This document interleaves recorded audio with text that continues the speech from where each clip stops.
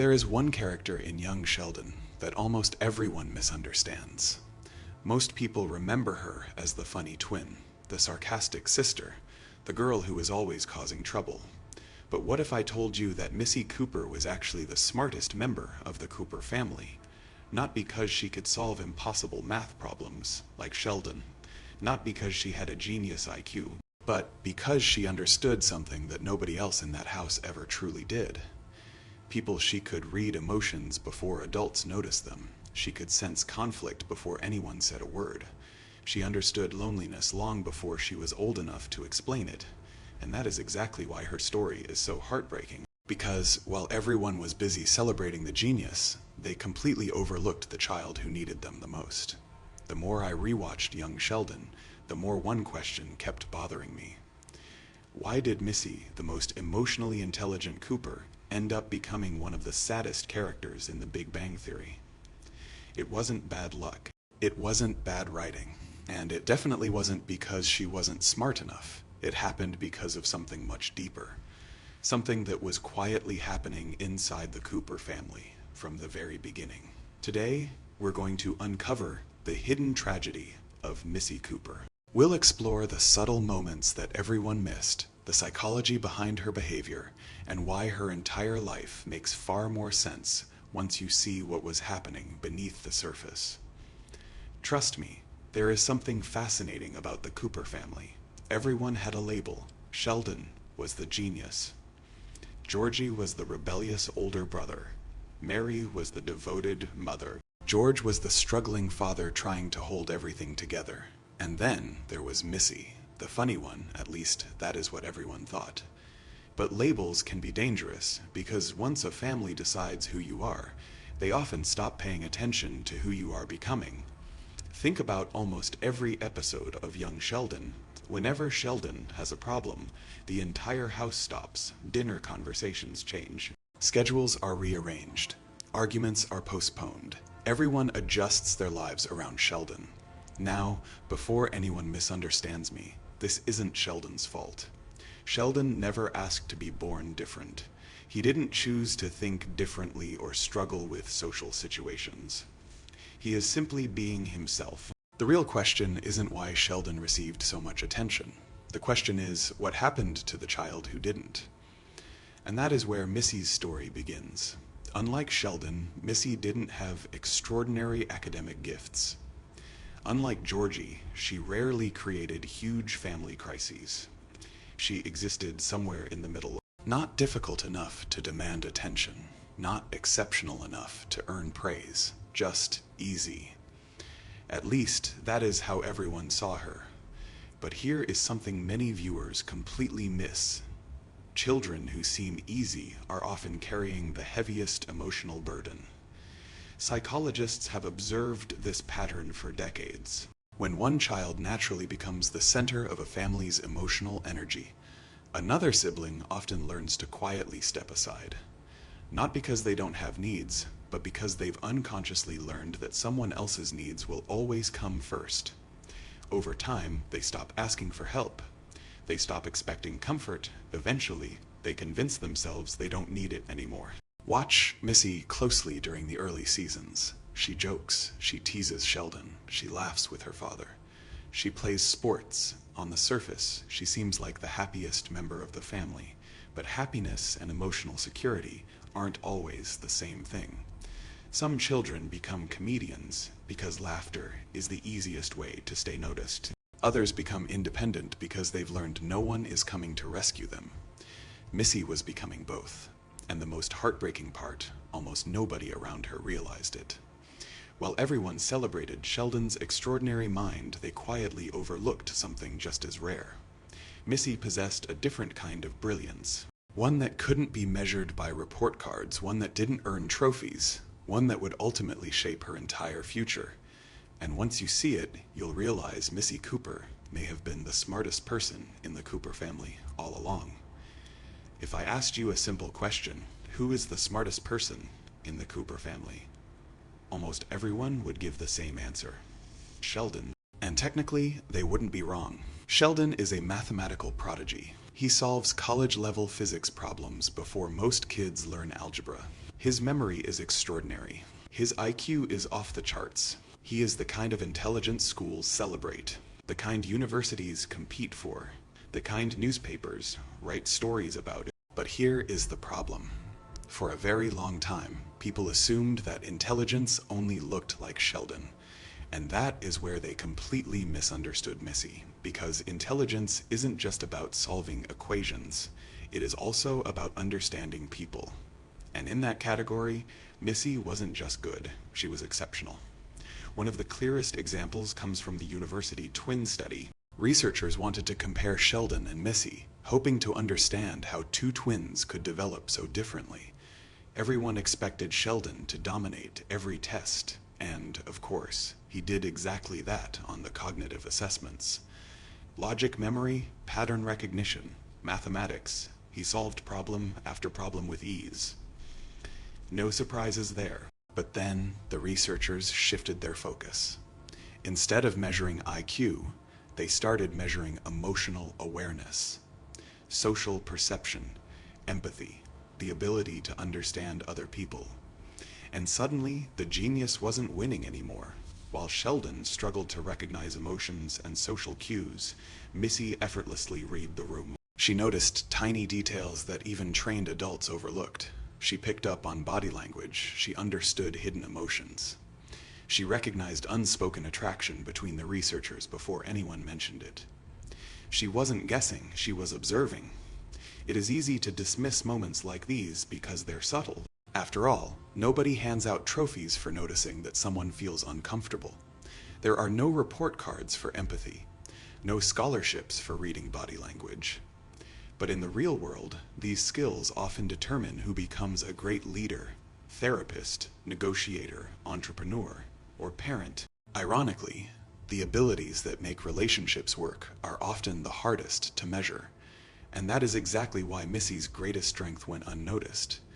Think about it. Whenever Sheldon couldn't understand sarcasm, who explained it? Whenever he misread someone's feelings, who translated the situation? Again and again, it was Missy. She naturally understood human behavior in ways Sheldon simply couldn't.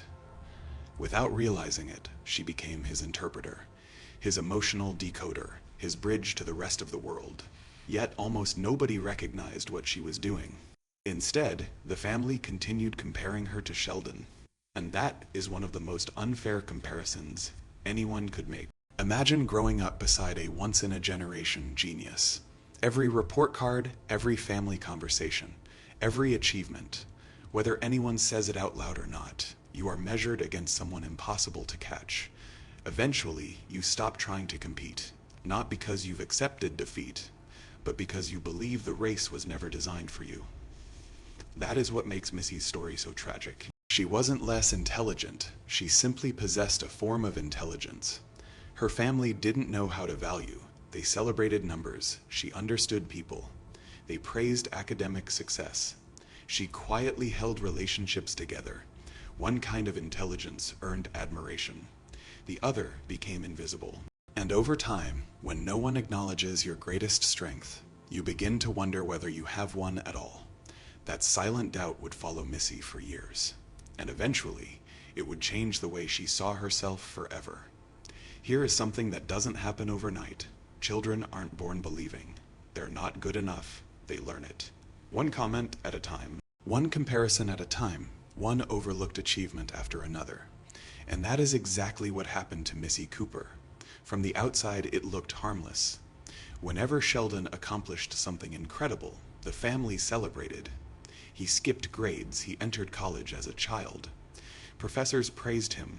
Neighbors talked about him. Every achievement became another reminder that Sheldon was extraordinary. Meanwhile, Missy kept hearing a completely different message. She wasn't the genius. She wasn't the special one. She was simply Sheldon's sister. Imagine growing up in that environment. No matter how hard you try, someone else is always setting the standard. Eventually, you stop asking, "Can I succeed?" Instead, you start asking, "Why even try?" And that is one of the most dangerous things that can happen to a child, because expectations don't just describe people. They shape them. Psychologists have a name for this. It is called the Pygmalion effect. When people constantly expect greatness from someone, that person often performs better. But the opposite is also true. When people expect very little from you, you slowly begin to expect very little from yourself. Missy's life is filled with small examples of this. She is funny, she is athletic, she is socially confident. But notice how rarely anyone encourages her intellectual potential. No one sits down to ask what she is passionate about. No one wonders what career might fit her personality. No one tells her, "You have a gift." Instead, everyone assumes she'll simply figure life out on her own. And perhaps the saddest part is that Missy starts believing the same thing. You can see it in school. She becomes less interested, less motivated, not because she lacks ability, but because she no longer believes her abilities matter. This isn't uncommon in real life. Many students don't fail because they're incapable. They fail because they've spent years believing they're incapable. Confidence disappears long before performance does. But every now and then, the real Missy shines through. One of the best examples is her small business selling cotton candy at school, while other kids were simply buying candy. Missy saw an opportunity. She borrowed money, managed inventory, understood demand, made a profit. Without anyone teaching her entrepreneurship, she instinctively understood how business worked. That is not luck, that is intelligence. A different kind of intelligence.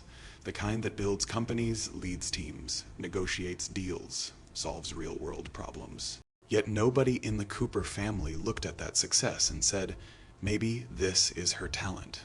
Instead, it became just another funny subplot, another joke, another forgotten moment.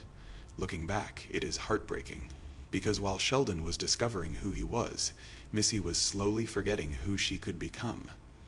Not because she lacked potential, but because no one ever helped her see it. And once a child begins to doubt their own worth, every disappointment feels like proof they were right all along. That quiet loss of confidence would eventually become the foundation for every major decision Missy made as she grew older. And the person who influenced that transformation more than anyone else wasn't Sheldon. It was Mary Cooper. Did Mary Cooper fail Missy? Some people will immediately say yes. Others argue that Mary was simply doing her best while raising an extraordinary child. And honestly, both sides have a point. Mary loved all of her children. There is no reason to doubt that. She sacrificed constantly. She worried endlessly. She wanted what she believed was best for her family. But here is the uncomfortable truth. Love and attention are not the same thing. A parent can genuinely love every child, while unintentionally giving one child far less emotional support than another. That is exactly what makes Mary's relationship with Missy so tragic. Think about how Mary reacts whenever Sheldon has a problem. If he is anxious, she comforts him. If he is overwhelmed, she protects him. If someone hurts his feelings, she immediately steps in. Her instinct is always the same. Protect Sheldon. Now compare that to how she responds when Missy is hurting. One of the clearest examples comes after Missy's first real heartbreak. She is devastated. For an 11-year-old, it isn't just a crush. It is the biggest emotional loss she has ever experienced. She wants space. She wants time to cry. She wants someone to understand how deeply she is hurting. Instead, everything quickly becomes about Sheldon again. When the situation escalates, Mary walks into the room and immediately reacts to what Sheldon has lost. She sees his tears. She sees the damaged photograph, but she never stops to ask a simple question. Missy, what happened? Sometimes the questions parents don't ask hurt more than the punishments they give, because to a child, silence sends a powerful message. Your feelings weren't important enough to investigate. That moment wasn't just about being grounded. It was about feeling misunderstood. Again and again and again, over time, Missy learns something dangerous. Opening up doesn't bring comfort, it brings consequences. So she begins to do what many children do when they stop feeling emotionally safe. She keeps everything inside. Her sadness becomes sarcasm. Her disappointment becomes attitude. Her loneliness becomes independence. From the outside, adults see a teenager with behavior problems, but behavior is often communication. When children don't feel heard, they don't stop communicating. They simply change the language. Some become quiet. Some become angry. Some become reckless. Missy chose sarcasm. It became her shield, her defense mechanism. Her way of saying, if nobody is going to understand how I feel, I'll make sure nobody gets close enough to hurt me again. Ironically, the person Mary worried about the most was Sheldon, but the child slowly slipping away was standing right beside her. And perhaps the saddest part of all is this: Mary wasn't trying to hurt Missy. She simply couldn't see how deeply her daughter was hurting. Sometimes the greatest damage in a family isn't caused by cruelty. It is caused by what goes unnoticed. And by the time Mary finally realized something was wrong, years of quiet disappointment had already turned into emotional distance. That distance would eventually explode into one of the most heartbreaking moments in the entire series. The day Missy finally said out loud what she'd been feeling her whole life. I might as well be invisible. Every child has a breaking point, not because one terrible thing happens, but because hundreds of small hurts quietly pile on top of each other. For Missy Cooper, that moment finally arrived in season 6. By then, the Cooper family wasn't just struggling, it was falling apart. Georgie was preparing to become a father. Mary and George's marriage was hanging by a thread. Sheldon was consumed by his own academic ambitions. Everyone had a crisis. Everyone had somewhere to direct their attention. Everyone except Missy. She was still going to school, still eating dinner with the family, still making jokes whenever she could. But emotionally, she had disappeared. And the heartbreaking part is that almost no one noticed. Then came the moment that perfectly captured everything she'd been feeling for years. George forgot to pick her up from school. Now, if you are looking at that moment as an adult, you might think, parents forget things sometimes. And that is true. One forgotten pickup doesn't define a family, but that is not how children experience moments like these, especially children who already feel invisible. For Missy, this wasn't just a simple mistake. It was confirmation. Confirmation that the fear she'd carried since childhood might actually be true. I am not important enough to remember. While she stood outside waiting, she wasn't just waiting for a ride. She was waiting for proof that someone was thinking about her. And when nobody came, that silence spoke louder than words. Later, the family rushed to celebrate the birth of baby Cece. It should have been a joyful day. But once again, Missy found herself on the outside looking in. Another important family moment. Another reminder that everyone else seemed to belong somewhere. She went back to school carrying disappointment that nobody could see. She became frustrated. She lashed out. She was sent home. And then everything she'd been holding inside for years finally exploded. She looked at her parents and said something that instantly became one of the most heartbreaking lines in Young Sheldon. I might as well be invisible. Think about that sentence for a moment. She didn't say, you forgot me today. She didn't say, I am angry. She didn't even say, I am hurt. She said, I might as well be invisible. Those aren't the words of a teenager reacting to one bad afternoon. Those are the words of someone describing years of emotional neglect, years of feeling like she came second, years of believing that everyone else's problems mattered more than hers. What is even more heartbreaking is what happened next. Instead of asking, why do you feel that way?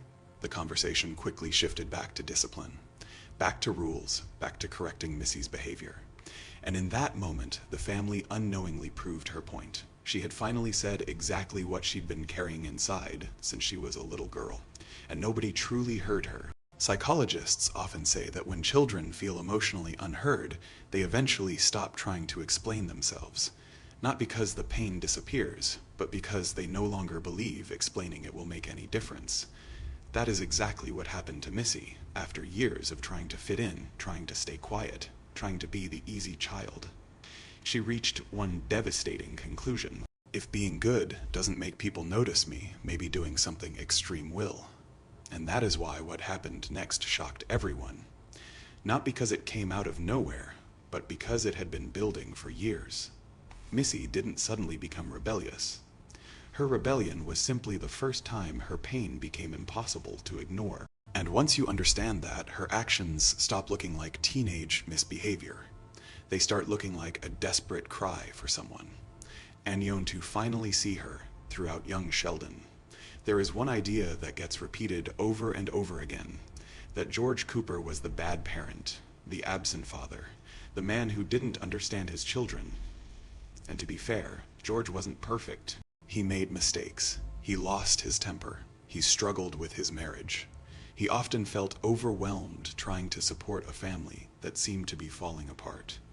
But when it came to Missy, I think many people have been watching the wrong story. Because if you pay close attention, George was the only parent who consistently treated Missy like an individual instead of simply Sheldon's sister. Unlike everyone else, George actually listened. When Missy wanted to throw a baseball, he didn't laugh. He grabbed a glove and started teaching her. When she wanted to play sports, he encouraged her. He didn't compare her to Sheldon. He didn't ask why she wasn't more like her brother. He accepted her exactly as she was, and that kind of acceptance is something every child desperately needs. One of my favorite moments between them isn't dramatic at all. It is the small conversations, the quiet car rides, the jokes they shared. George spoke to Missy like she mattered, like her opinions were worth hearing. Those scenes are easy to overlook because they're not emotional speeches. They're ordinary moments, but ordinary moments are often what children remember the most. They're the moments that quietly tell a child, I see you. Even during Missy's rebellious phase, George's instinct wasn't to immediately punish her. He wanted to understand her first. He recognized that beneath the attitude was a scared teenager trying to make sense of a family that was changing faster than she could handle. Did he always respond perfectly?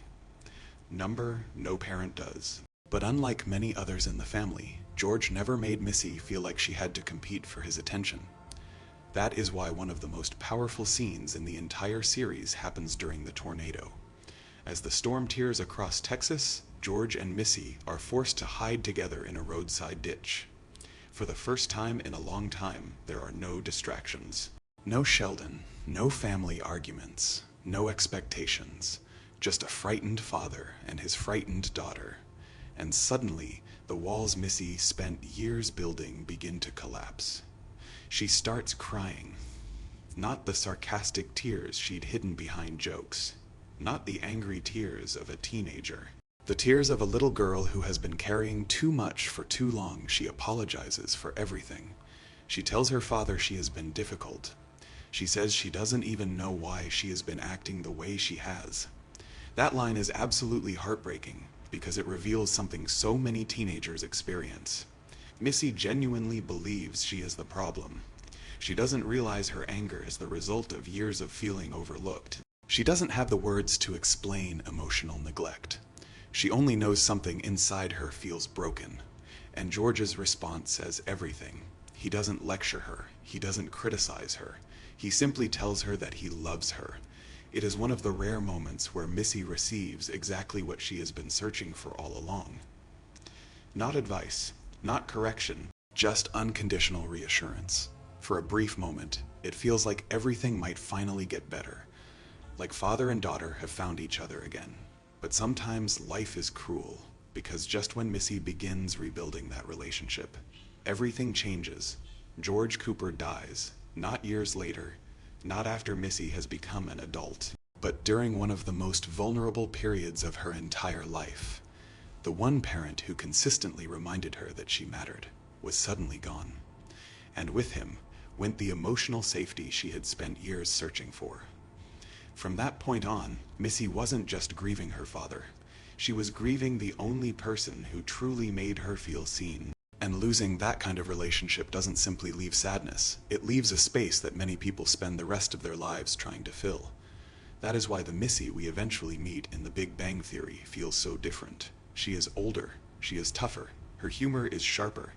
Her sarcasm cuts deeper because after losing the one person who always stood in her corner, she learned the hardest lesson of all. Sometimes the people who understand you the most don't stay long enough.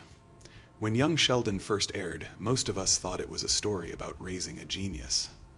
By the time it ended, I realized it was also a story about the child standing quietly beside that genius. Missy Cooper was never the least intelligent member of the Cooper family. She was simply gifted in a way that nobody around her knew how to recognize. While Sheldon understood physics, Missy understood people. While everyone celebrated extraordinary IQ, they overlooked extraordinary emotional intelligence. And maybe that is the real tragedy. Not that Missy lacked potential, but that the people closest to her never truly saw it. What is even more heartbreaking is that this story isn't just fiction. Families all over the world unknowingly make the same mistake. They focus on the child who needs the most obvious attention, while the quiet child slowly convinces themselves they don't need any at all. But every child needs to be seen. Every child needs to feel heard, and every child deserves to believe that who they are is enough. Maybe that is why Missy's story resonates with so many people, because somewhere out there, there are millions of people who weren't the genius, they weren't the favorite, they weren't the problem child. They were simply the ones who learned to stay quiet. And perhaps they saw a little bit of themselves in Missy Cooper. So now I want to hear from you. Who do you think failed Missy the most? Was it Mary, George, the entire Cooper family? Or was the situation simply too complicated for anyone to handle perfectly? Share your thoughts in the comments. I read as many of them as I can, and I genuinely love to hear your perspective. If you enjoyed this deep dive into the hidden psychology of Young Sheldon, don't forget to like the video and subscribe, because there are so many characters we think we understand until we look a little closer. Thanks for watching, and I'll see you in the next one.